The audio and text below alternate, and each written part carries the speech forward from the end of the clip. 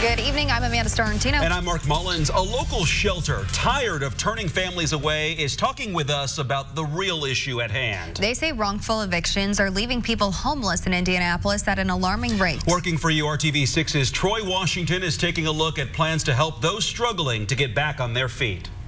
As leaves change colors and the seasons continue to switch, there's one thing for certain, it's getting cooler out. And unfortunately, that means if a family is wrongfully evicted, they could be left out in the cold. We turn away about 10 families a day because we're full at capacity all the time. So are the other family shelters in Indianapolis. Mike Chaperon is tired of not being able to help all of the families that come to him through the Family Promise of Greater Indianapolis Shelter Program, known as the Interfaith Hospitality Network.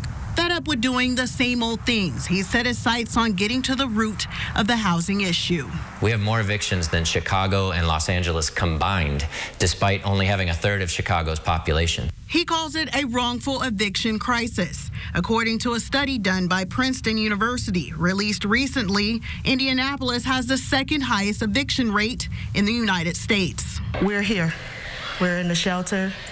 And it's providing us a place to stay at the moment because we don't have anywhere else to go. Kelly McGee knows firsthand the hardships having an eviction on your record can cause. She says a landlord cut off her lights, changed the locks, and put her out. Since she could no longer get her mail at the residence, she missed court dates. And now she, her husband, and their 6 kids are having a hard time getting on their feet. So right now, if you live in conditions of your apartment or house that aren't to code, and you report it to the health department for an inspection, a landlord can retaliate. A landlord can raise your rent at the lease signing. A landlord who might not have evicted you for being $100 behind could evict you as a retaliation. Indiana is one of 8 states that doesn't have a protection for tenants from retaliation by a landlord. The shelter says knowledge is key when it comes to renters' rights, but also making sure state laws are in place. According to the city, they are already on top of the issue. They say an eviction prevention fund is in the works and should launch in the spring. As for this family, they are just hoping they won't be left hanging their hope on the shelter for much longer. Working for you, Troy Washington, RTV6.